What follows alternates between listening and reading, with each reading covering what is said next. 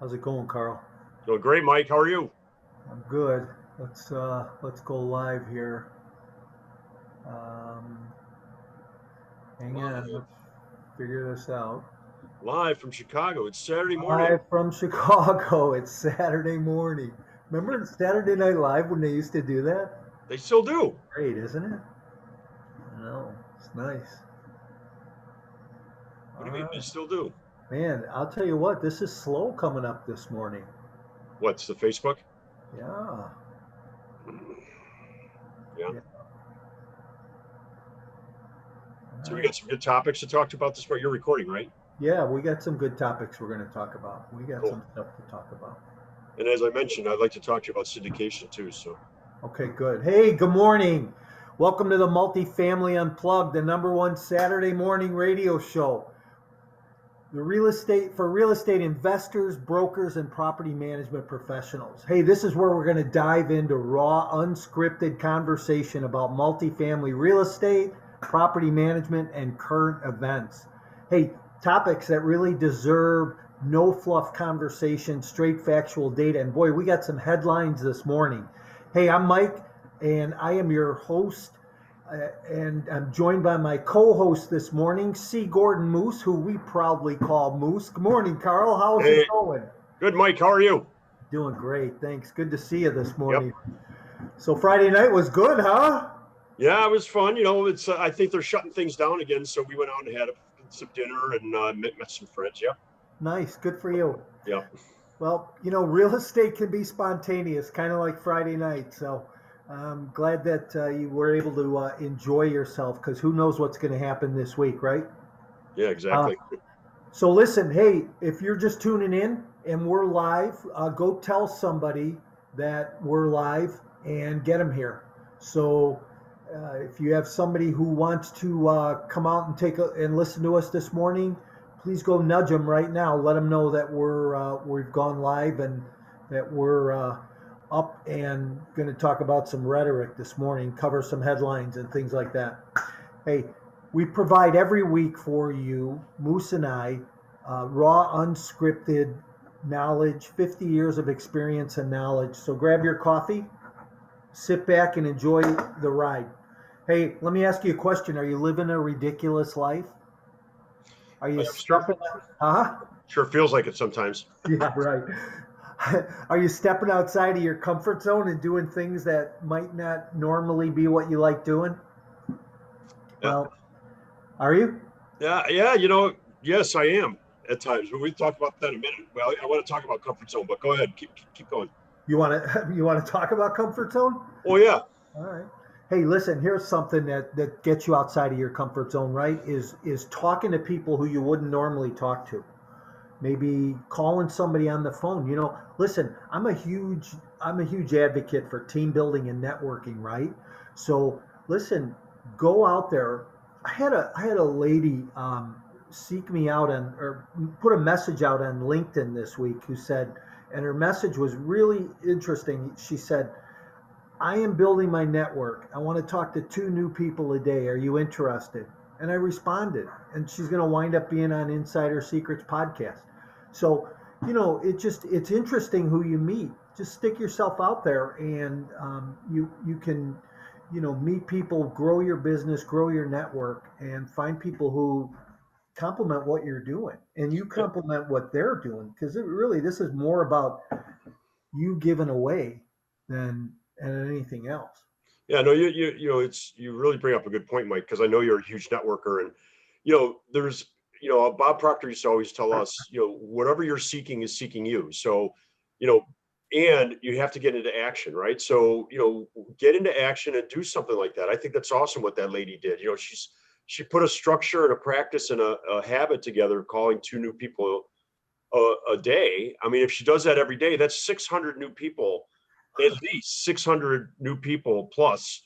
I'm sorry, what am I talking about? 600, 365 times 2 is 120 or 720 new people in her network every year. And, you don't need 720 people in your network to succeed. If you have a handful of people that are really focused on what you're doing and helping you, and like you say, you're providing value to them, you're giving them value, and they're giving you value. They will totally change your world. So it's a great little practice. Absolutely. And we're going to talk about syndications and syndicating deals a little bit later on. But I grew a database from 250 people to almost 7,000 people in a pretty short period of time because of networking and building into it. And I just believe in it so highly.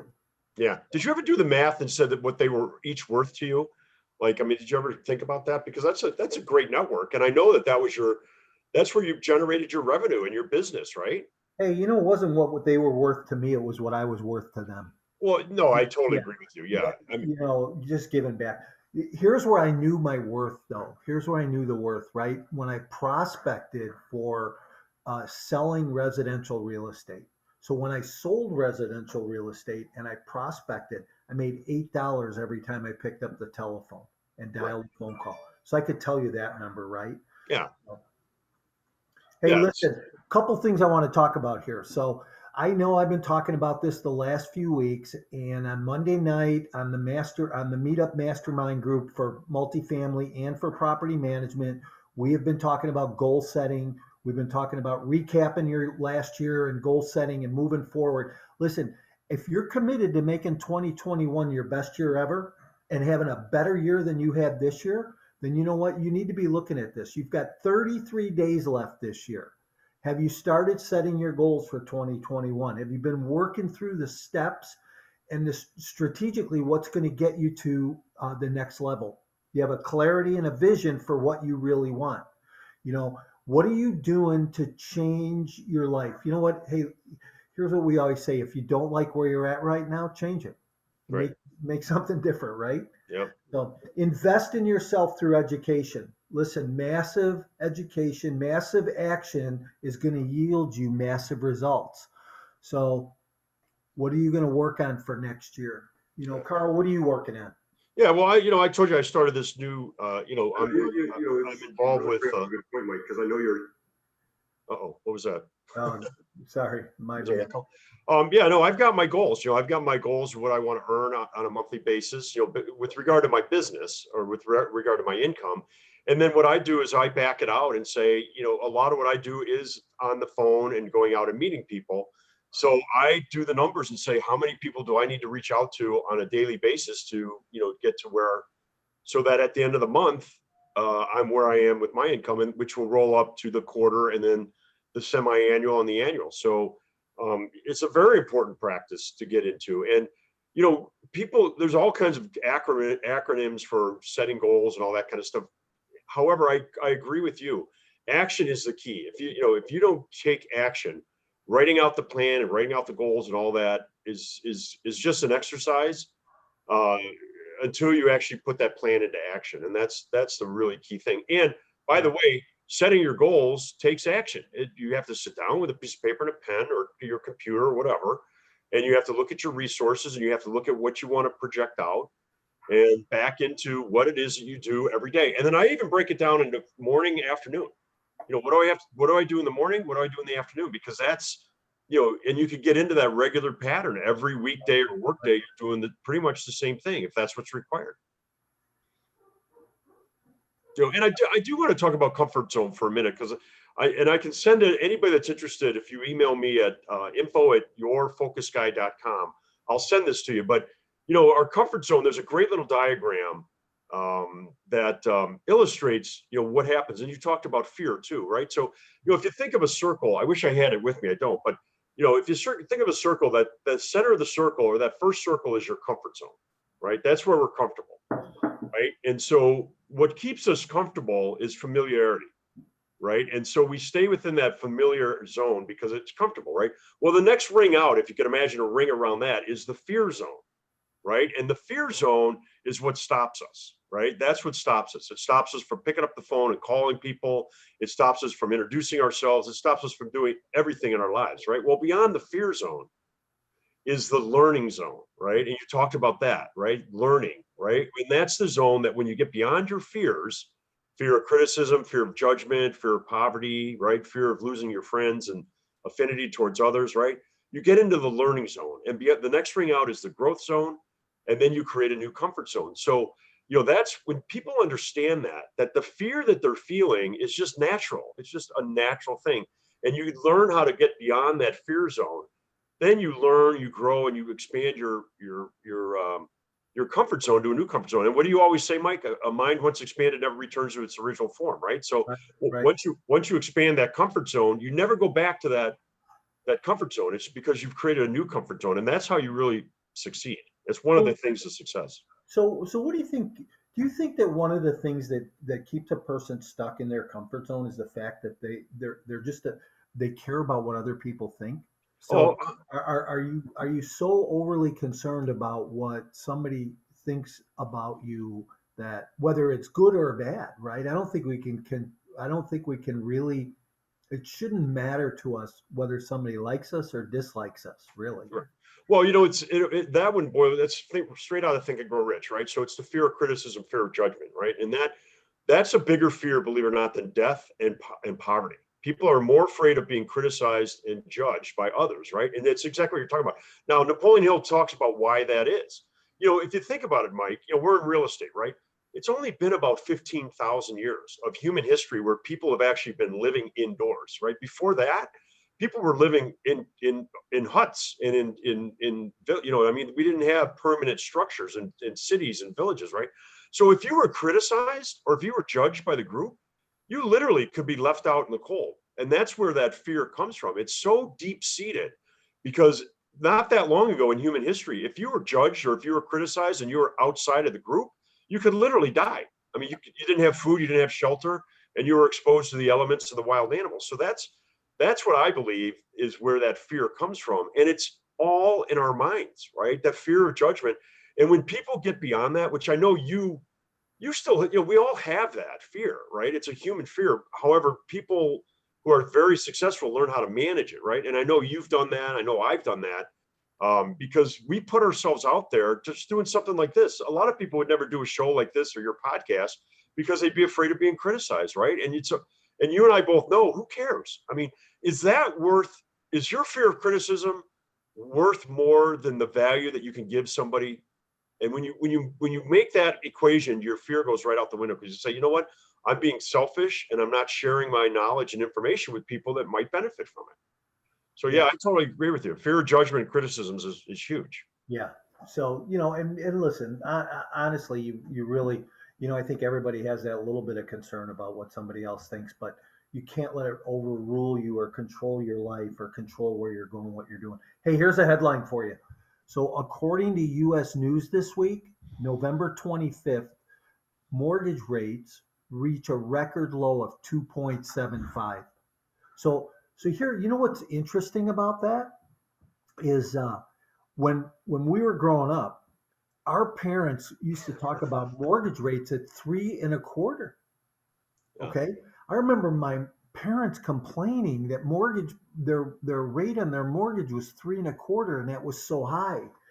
But but then if you experienced real estate in the 80s and the 90s when mortgage rates were 21%, 15%, Oh yeah. 9%. We used to think mortgage rates at 9 were great rates, right? Yeah, I remember they were 18. I think one of the first loans I looked at was 18% or an interest rate.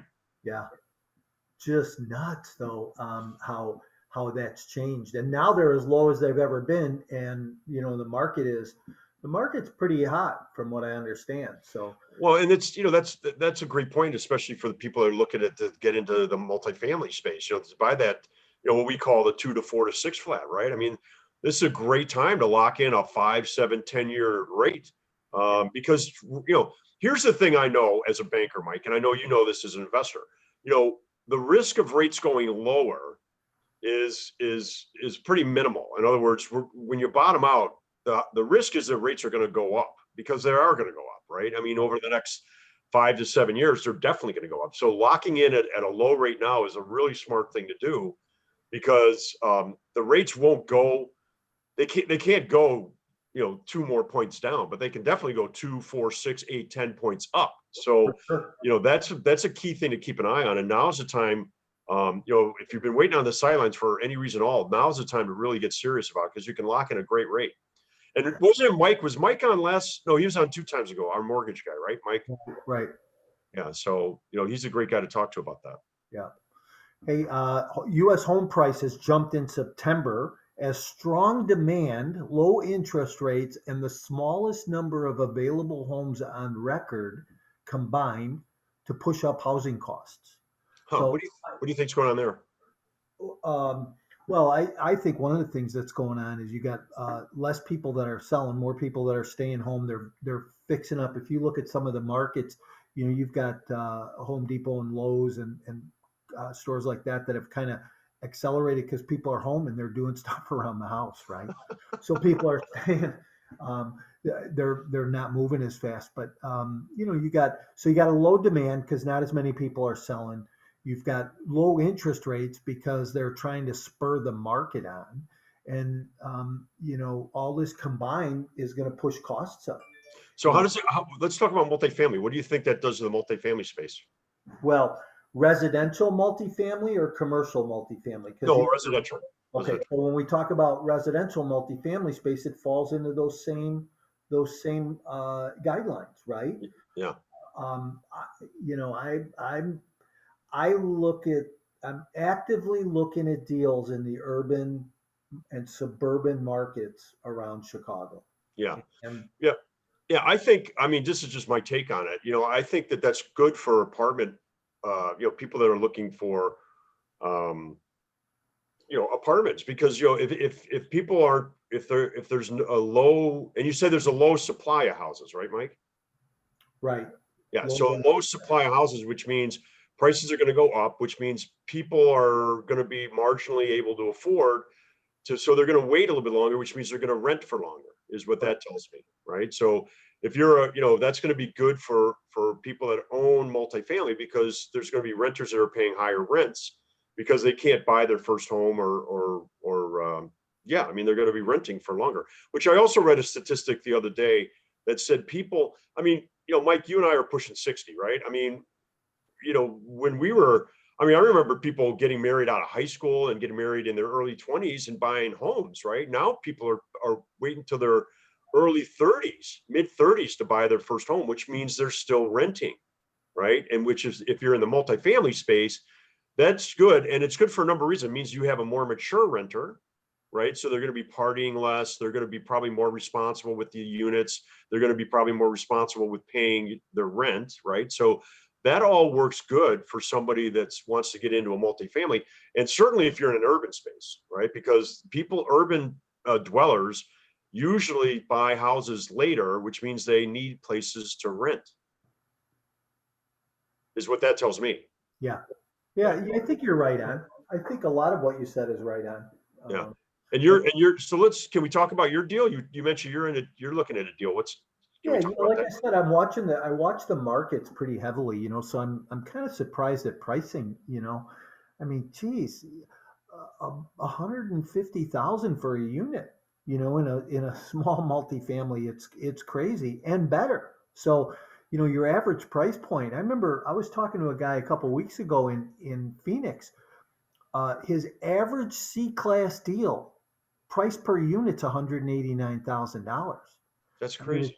It's crazy. And, so cap rates have really compressed and prices have gone up as a result of that. And, a lot of it is the supply and demand and, and the markets are just, I don't care if you're in the residential or if you're in the commercial market, they're hot. But I'm looking at a deal right now. It's a 3-unit and it's vacant. It's gutted and it's on the market for like 300,000. And I figured, if you could buy the thing for 250, for 225 and put 150 into it, you're still going to make 60 or 80 grand on the deal. Yeah. And it's a brownstone stone, I'm assuming, right? Yeah, it's a brownstone. Yeah. It's probably pretty nice. You mentioned 1 3 and 2 2s. Yep. North side. Yeah. Yeah. And I know this area of Chicago you're in. I mean, that's a good, that's a good area. I mean, it's a good area to find renters. It does blow me away. I remember we used to buy buildings on the south side, Mike, for 30, 35 a door. Yeah.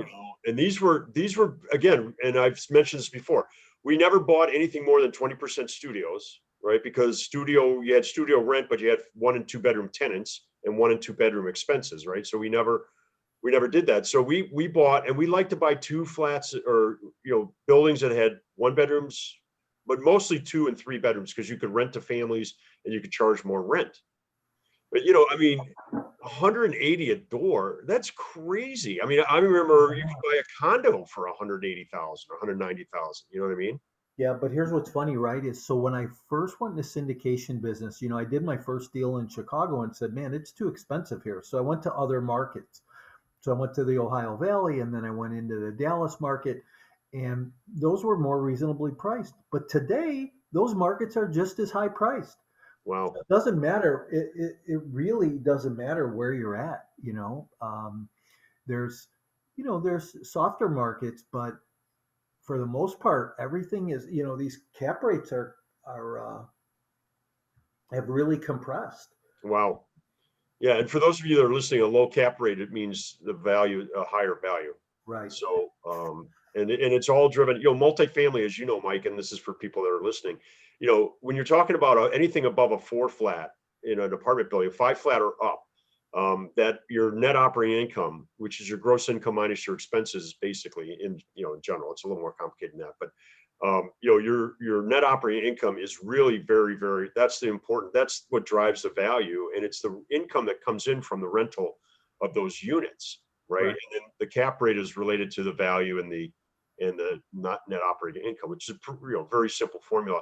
But it's a way that professional investors like you and I, we look at, it's one of the first thumbnails, right? We hold up and we look at the cap rate, we look at the net operating income to determine the value, and then we start to look at, price per unit, dollar per square foot. Right. Because that's the thing that gets me, like 200,000 or 180,000 a door. How big is that unit? Is it 1,000 square feet? That means it's $189 a square foot, right? I mean, that's expensive. Yep. Absolutely. It is So, expensive. but then you get condos in the city of Chicago that are selling for $1,000 a square foot. It's just, I know. And um, they sell. It's They unbelievable. sell. Yeah, I know. So, I mean, hey, think about that. here's something for you. National Eviction Moratorium issued by the Centers for Disease Control and Prevention prohibits landlords from evicting tenants who don't pay rent until at least December 31st. So I haven't heard much about that coming up. What's going to happen December 31st after they, are they going to relieve? Is there going to be relief on the moratorium or not? But this article goes on to say that Americans need and deserve COVID-19 relief now. That Congress should take immediate action and relieve some of these rental concerns of owners. Yeah. Well, I mean, I know we shouldn't talk about politics. However, I think it's really, I think our government, I think the stimulus should have happened a long time ago, because here's the other thing that people don't get. And I understand, listen, and Danny Barrero, who's been on our show, he takes a really good attitude about this. And I know you did too, Mike, when you owned properties, and I did. I used to tell people, listen, this is your home. It might be my building, but it's your home. And we always tried to work with people, because we understood people. People get into situations, and if it meant, like sometimes people would pay every 2 weeks, right? They'd pay the rent on the 15th and the 30th because it just worked better for them, right? And so I get that. However, when you put your property owner's hat on, you got to feel for the property owners too, because guess what? The insurance companies, they're still paying their insurance every month. They're paying their water bill every month. They're paying their mortgage every month, so we don't really hear a lot about that. And I understand why. There's far more renters than there are property owners, right? And a lot of these property owners are inanimate. They're inanimate. In other words, they're insurance companies or they're pension funds or they're REITs. There's some of these bigger operators that have capital and they can survive. Unlike the individual that's just every month trying to make their rent. So I think that's why we hear less about the property owners in the news. and more about the renters, because there's more renters out there than there are property owners. And I mean, let's face it, if you own a building and you've got 20 units, you probably have 40 to 50 people living in that building. Well, there's one, you have one vote, and your tenants have 50 votes. So Right. I think you hear less about the property owners, and you hear more about the renters, and I think that plays into it. However, property owners are also, they're in a pinch, and not everybody, not all property owners, have been in the business for as long as people like Danny Barrero or others that have a bankroll, or they have some reserves, you know what I mean, or they're very low, they have low leverage, so that if they, if they're not collecting, if their units are vacant or they're deficient, which means there's people living there, but Yep. they're deficient in paying their rent, which in my mind is worse. I'd rather have a vacant unit than a deficient unit. So, it's hurting the owners too. Yeah, for sure it is. Well, and I think that there's a lot of things going on right now that are kind of hurting owners, and it's kind of, some of it is masked, like the moratoriums for uh, foreclosures, and that the forbearances was the word I was looking for, on the mortgage payments, and that, I Yeah. think some of it is masking a deeper problem.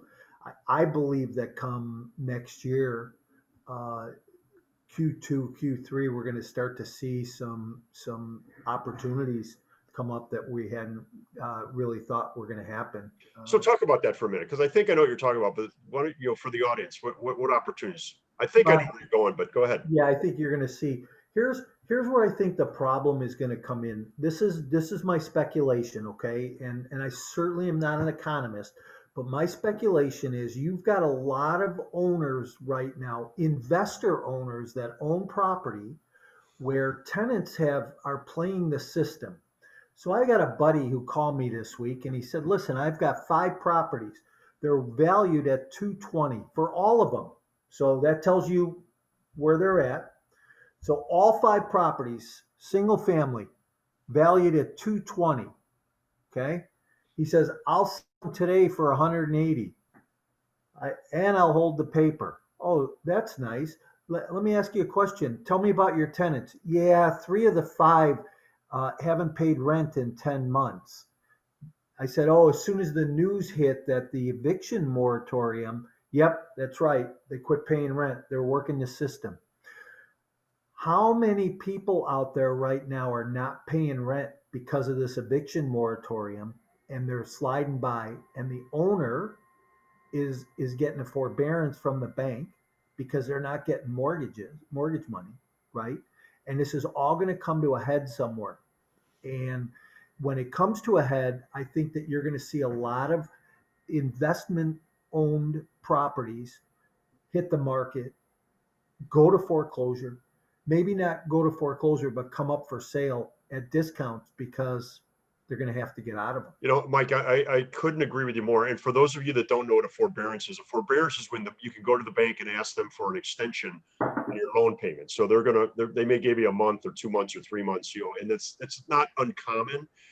However, it's a very slippery slope to get on, because you're right. I mean, that bubble is going to burst. And I got news for you. I was in banking for a long time. The banks never lose. They don't lose Right. for a number of different reasons. Number one is they hold the cards, and they're backed by the government, won't let them fail. So the banks are not going to be the losers. And the other thing is, banks are not in the real estate business. They're in the business of loaning money.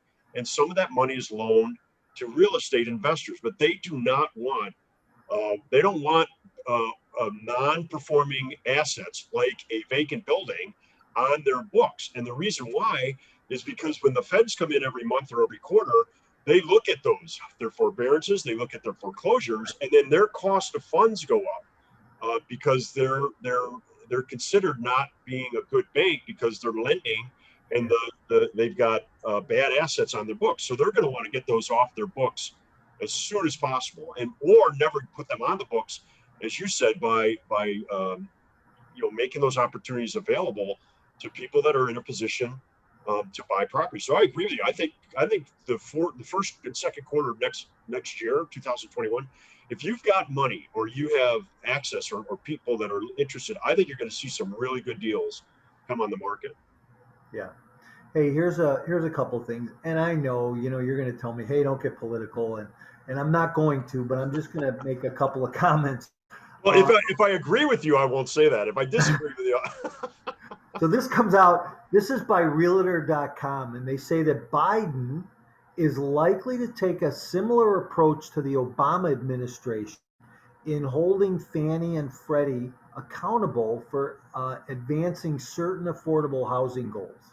So, goes on to say that the Biden plan for investing in our communities through housing is going to, before the pandemic, is going to be to increase the housing stock and to put more people in home ownership.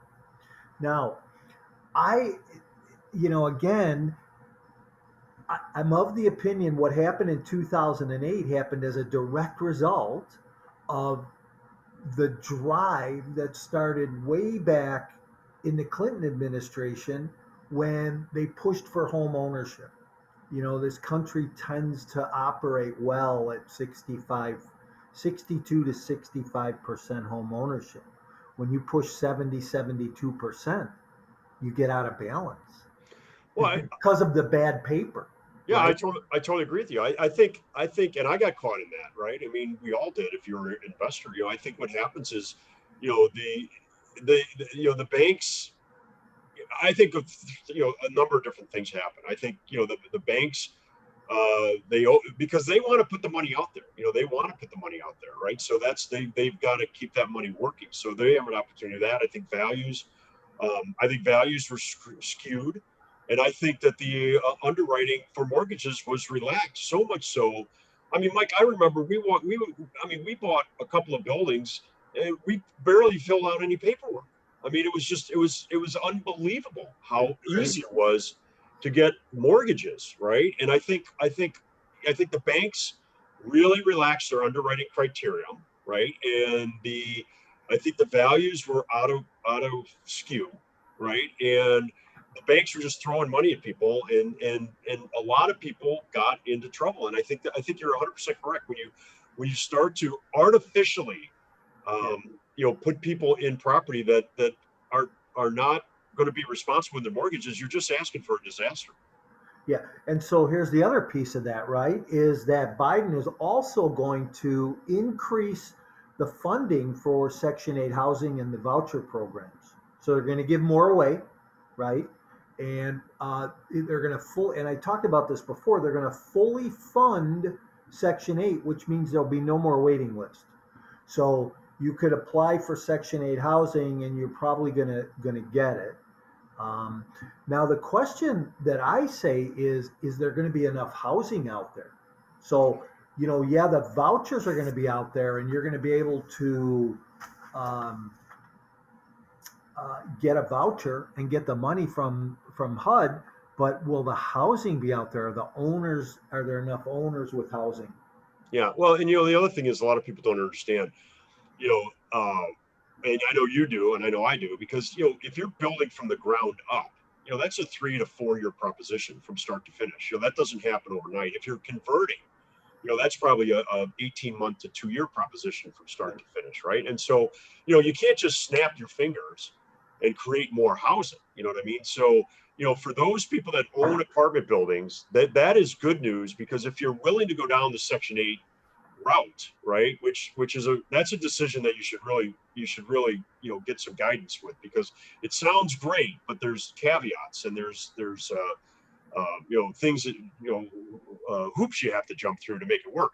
However, if that's the route you go, you can charge more rent for that 2 flat, that 3 flat, that 4 flat, because those are the people that the HUD is really designed to help, is the small family or the single parent, that maybe have 2 or 3 kids that need the extra room and can't afford $1,800 or $2,200 or $2,600 for rent. And if you have those buildings, you can fill up your building with rent, and those checks cash, right? I mean, Right. those checks come every month. they're usually a higher than market value, and there's your rents will be paid.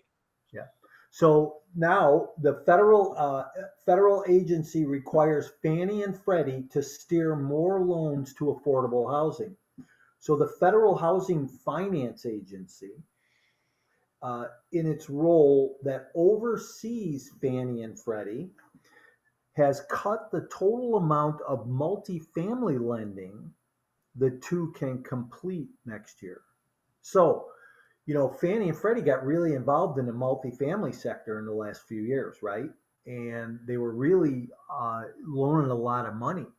And now they're saying that they have to cut that and that they have to direct more money uh, rather than from just the your standard market rate rentals to affordable housing. Yeah. Their lending caps for 2021 are going to be 70 billion each from 140. They cut them in half. Wow. Yeah. Um, See, again, I I think that I have a problem when someone starts saying things like steering, because the pendulum always swings, right? I think it's wrong for lending institutions or the government to steer money away from affordable housing, because in this country, home ownership is a very important thing, and I believe that people that that are maybe less fortunate, or in a sticky situation, should have availability to funding if they meet the funding criteria, right? I also think it's not good when they start steering it artificially to different markets, because that's you're just it's something's going to get out of balance, right? And I think that there's a little bit of a challenge here, and especially if you're in the multifamily space, that means that money, that somebody else will fill that void, Mike, right? And so, if you were going to Freddie and Fannie in the last 4 or 5 years and you were getting good programs, with low interest rates and amortizations that worked for you, and right, right. prepayment penalties, and you had good programs, if that's taken away, somebody else is going to move into that void, and it may not be as competitive. So the apartment owner is then forced, if they decide that they want to refinance or buy property and fund it through a mortgage, they're forced into a program that's not as friendly anymore. Right, right. I agree. I agree. You're right. So, hey, it's 10:37. So we're about 40 minutes in, Yeah, and you wanted to talk a little bit about syndication. yeah. Do we want to like touch on it and then have a full conversation next week about it, or what do you Well, want? no. So here's how this came up. I was talking to somebody, a friend of mine, and she's a experienced real estate person, and she's talking about putting some deals together and syndicating, right? And so I immediately thought of you, because you probably know as much about syndication as anybody that I have in my network, and you've certainly syndicated. I've syndicated a few small deals, but you really have an area of expertise around that. So I thought that we would just talk about it a little bit now, because who was it? Who did we talk to the other day? I can't remember, Mike, and I think it was you and I were on the phone with them, or it might have been somebody that was in the Multifamily Global Summit, that they were starting to get into syndication. So maybe you could just walk us through what a syndication is and what it looks like, and maybe just talk a little bit about that. Yeah. So I think you might be talking about Andrew. Yes. Yeah. Yeah. So yeah, just because I know we're both having conversations with him, and Yeah. so yeah, I didn't wake up one morning and say, hey, I'm going to go into syndication business, right? I mean, it wasn't something that I just like all of a sudden had this great idea that I'm going to open a boutique private equity firm, right? Yeah, I had thought about it for years and I modeled what other people did. So I had watched, Sam Zell's company.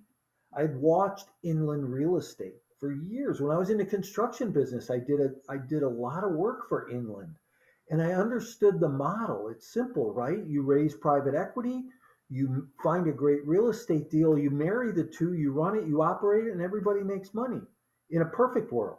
Okay. And so, I had thought about it, and so when the market shifted And I knew that I wasn't going to keep my sales production where it was or where it had been because the market had shifted. Because we weren't out in a market like we're in now. We've been going strong, headstrong for a long time.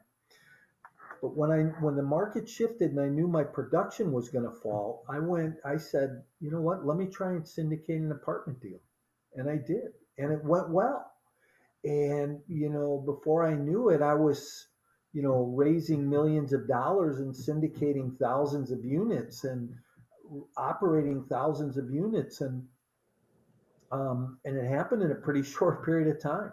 Yeah. So, but So there were so if someone's thinking about syndication, which is really just a fancy word for saying you're going to go find some passive investors, right? And correct me if I'm wrong. You're going to find some passive investors that want to, they want to take some of their portfolio money or some of the money that they have sitting for investment, and they want to invest it in real estate, and they want to invest it with someone that knows what they're doing, right? And they want a passive return, right? Is that a safe assumption that I just made? right. And hey, listen, as a shameless plug here, if you go to my website, on my website, I have a ebook that talks about passive investing. Go download it for yourself and read through it. It gives you a lot of guidance and direction. Um, but yes, passive investing is great for an investor who doesn't want to have hands on, doesn't want to get their feet dirty, and wants to, from an arm's length distance, invest in real estate.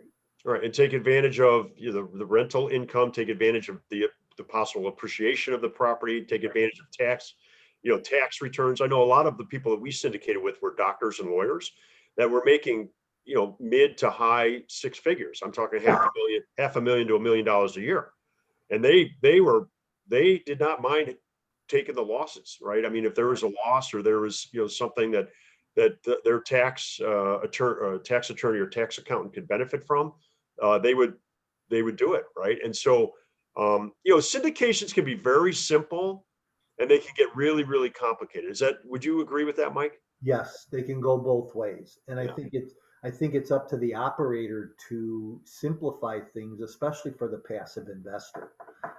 As a passive investor, you don't want to have to deal with the day-to-day operations or make, listen, if I have a leaky faucet, my investor doesn't want to know about that.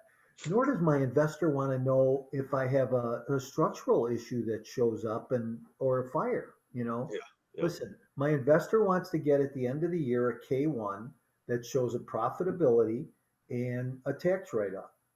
So, and a K1 is a tax reporting statement that you get in a passive investment, Right. whether it's real estate or oil and gas or something else. So, Yeah, I'll tell you a real quick funny story, Mike. I had a doctor, a very successful doctor, and we bought, I think, three buildings together, right? And we had, and he was our only investor, so it really wasn't a syndication. But and I always remember I'd call him every quarter, and just have to talk to him, just say, hey, doc, here's what's going on, the roof is coming, whatever, right?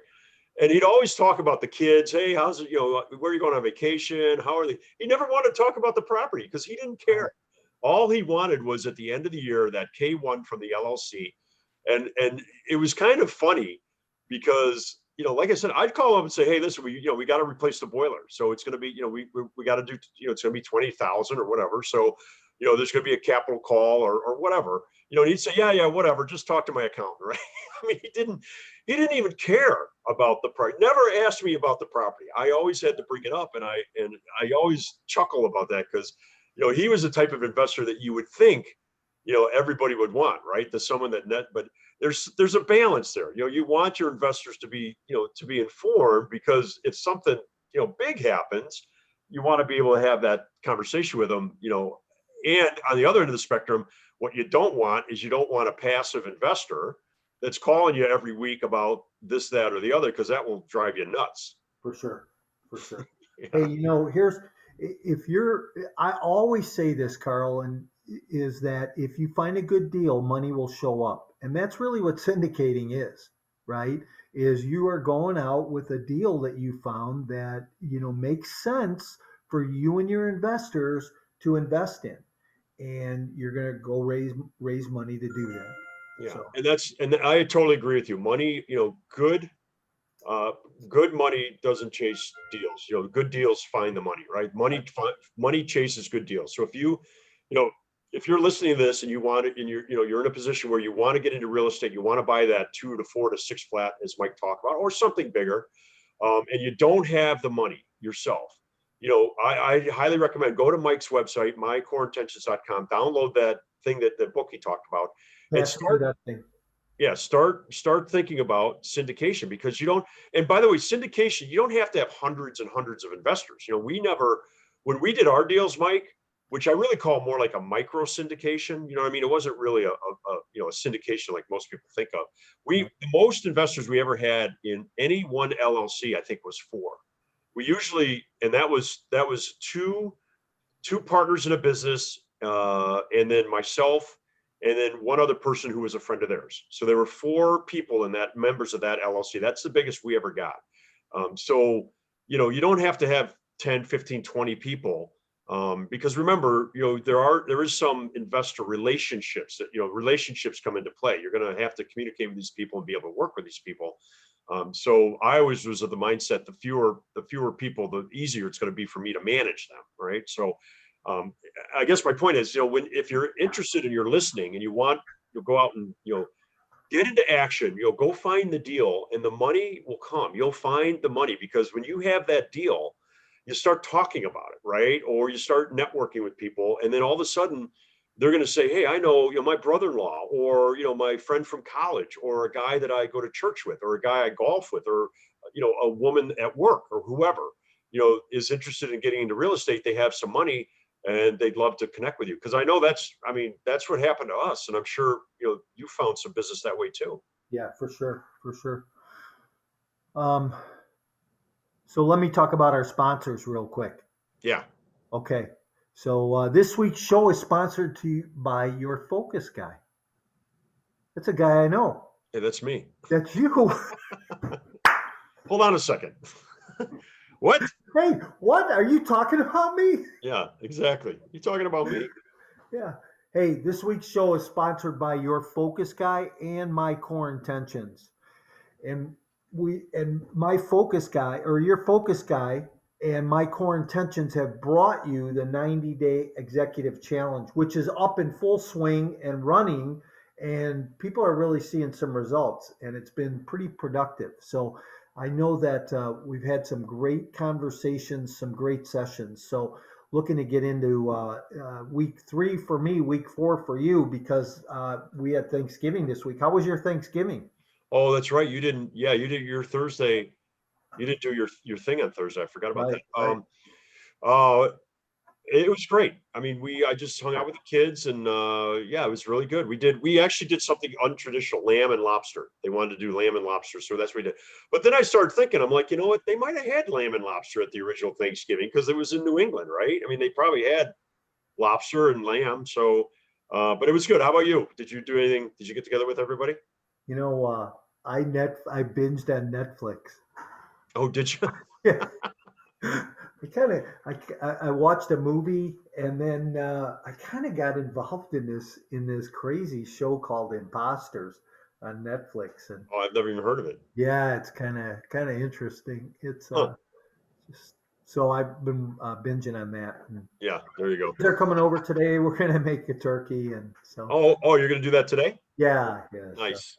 yeah, it'll Yeah, be that's an endeavor. I tried doing a turkey one time and it did not work out. I'm not, really. yeah, it was dry, Oh, and I I don't love I love cooking. I know. love. Yeah, Hey, do we have? You remember that commercial that used to be on TV? Hey, do we have to eat the turkey if it's dry? exactly. Well, Hey, that's good. well, Enjoy. listen, it was good seeing you this morning. Yeah. Yeah. And let's get together, talk. I want to talk to you a little bit about multifamily global, or the 90-day challenge, because, Yeah, we have some things we need to tighten up on that. yeah. So, I don't know if you're around later today, call me, or tomorrow, or whenever, but before Yeah, Tuesday, if we could. before Tuesday. Okay, let's do it on Monday or Sunday night. How about if I call you Sunday night? It's perfect. Yeah. So, All right, buddy. Hey, thanks for everybody being here today. Thanks for tuning in. And remember, uh, great deals aren't going to show up on your doorstep. You got to go look for them. Live a ridiculous life. You too, Carl. Yep, will do, Mike. See you later. Hey, have a great day.